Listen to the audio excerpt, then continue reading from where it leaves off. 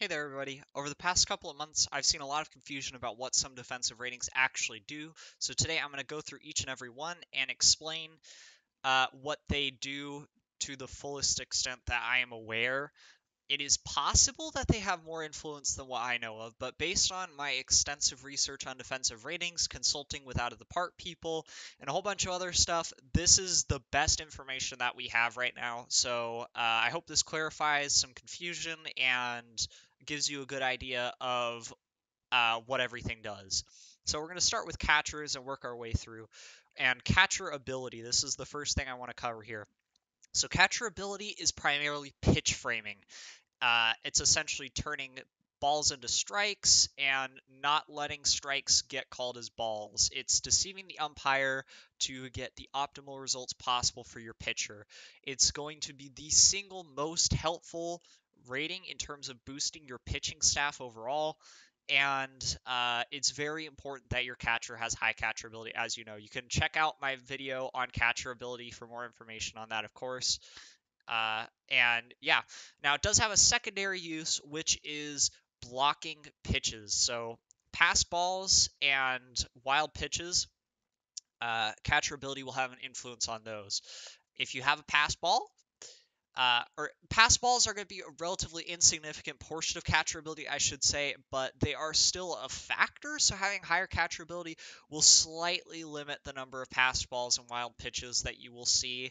It's not that much. It really should not factor in very much to your value catcher ability, but it's like a little bit of cherry on top. It'll probably reduce your pass balls from maybe like 5 a season to 2. It's really not that big. And catcher arm, so this I used to think was actually directly related to throwing runners out, but it turns out that the stealing system seems to be a little more complex than we originally thought. Catcher arm seems to be more of a deterrent for base runners. So essentially, how likely are you to steal? Now, it does have a slight impact on stolen base success rate, but it's more about how likely is a runner to steal against you. So having a higher catcher arm means that you're likely to see very few stolen base attempts against, whereas a lower catcher arm, you're likely to see more stolen base attempts by the opposing team. And of course, a higher catch run will slightly reduce your caught stealing rate, but really it's hold runners. That's going to be your primary caught stealing percentage influencer on terms of the defense. And we'll get to that in a little bit. Next, we've got our infield ratings. So we're going to start with infield range here. This is the number of balls that a player gets to. It's going to influence how many balls in play are going to be potential, or the player will have the potential to make a play on. This is going to be the single biggest influencer on the number of outs that defense is capable of making, since it's going to be a very significant change in the number of plays you can make. Very few ratings are going to be able to measure up to infield range in terms of that ability to limit runs allowed. We've also got infield error, which is going to be how likely a play is to be made successfully. So a player dives for a ball. That's part one of a play. What is the probability that they make an error on that? And then part two of the play, they pick it up. They're throwing to first base to get the runner there. What is the probability that that throw is on target? That's an error calculation as well. Now, the strength of that throw is arm, which we'll get to here in a second, but error is essentially how likely a play is to be successfully made. The higher your range is, the more important it is to have a higher error, because they're going to be making more tough plays, which error will factor into more heavily. Now, this isn't going to affect too many plays overall. The highest error to the worst error, even on the highest range players, maybe affects like 15 plays in a season, compared to range, which can affect dozens upon dozens of plays. So, yeah, it's significant, especially with higher range shortstops and second basemen, but it's not as important. Next, we've got arm, which is the probability that you're going to have enough throw strength to get a runner out. Now, for shorter throws like second base to first base, it's not going to be as important, but from shortstop or third base, that arm can be quite important in terms of getting the ball to first base in time to make a play on runners, especially from third base. It's not going to influence how likely a throw is to be accurate. That is going to be your error rating as well.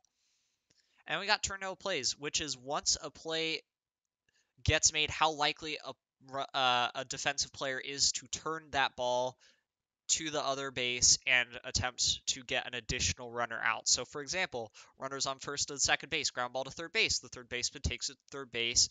If his turn double play rating is really high, then he will attempt to get a runner out at second base or first base. Or I should say really high if it's high enough. He will attempt to get a runner out at either second or first base. If a ground ball is hit to the shortstop, he throws it to the second baseman. A high enough turn double plays for that second baseman will allow him to try to throw the runner out at first base. Yeah, so that's your infield ratings. And now for your outfield ratings. You have outfield range, which just like infield range is how many balls an outfielder is going to be able to get to. Like infield range, this is by far the most important rating for outfielders. This is actually going to be even more significant chunk of an outfielder's overall defensive importance because error, like with infield, is not going to have an effect on too many plays. You don't really have too many turning of double plays. An arm is only going to impact a handful of plays. So range is going to be vastly important for how many balls an outfielder can get to and make a play on. Error, like with infield, error is going to be how likely a play is to be botched. But unlike with infield, where you have to make a successful stop on the ball and then make a throw, there's only going to be ever one sequence, which is just catching the ball. The outfield error is important for. So you're going to see even fewer errors in the outfield than you will in the infield, generally speaking. And while error, once again, can fluctuate, or its importance fluctuates with range, it's still not going to be that important ever. It's nice to have, but it's not that big of a deal. And lastly, we've got arm, which is how likely, it's mostly essentially extra base suppression. How likely is a runner to go first to third on a single? How likely are you to throw him out if he does go first to third? How likely are you to throw a runner out at home? That kind of thing. It's going to be somewhat important, especially for right fielders, but it's not going to factor in too much.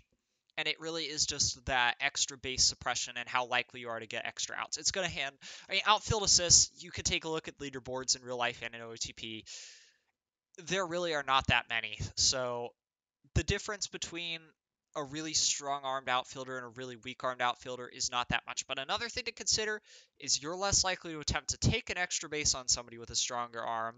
So those extra assists and that extra suppression, the fewer number of extra bases attempted, is going to be relatively important, and right field in particular. So, yeah.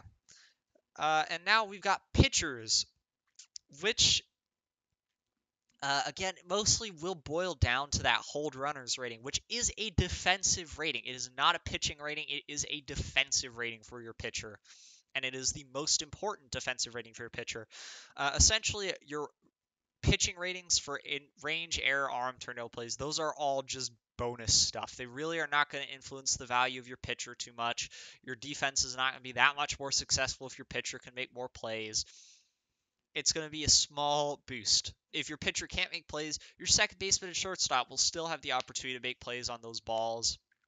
And really, it's just going to impact the bunt. How likely is a pitcher to make a play on a bunt? It's not that big. But the hold runners, that is significant. That is going to be how likely a stolen base against you is to be successful. You want to have that number be as high as possible. It's not super significant in evaluating pitchers, but for pitchers who are going to allow more runners on base or pitchers who are going to come in with runners on base, I'm talking about relievers here in particular, that rating can be pretty important. So it's something to keep an eye on when you're evaluating your pitchers. Not a major determining factor in the value of a pitcher, but if you have two pitchers who are very similar, that hold runners rating could be the tiebreaker between deciding which pitcher you want to have more. So again, I hope this video helps you guys understand how defensive ratings work. If you have any questions about defensive ratings or ideas about what they might do that might not have been covered in this video, be sure to reach out to me and let me know what you think, and I would be happy to talk to you about that. Anyways, see you guys on the next video.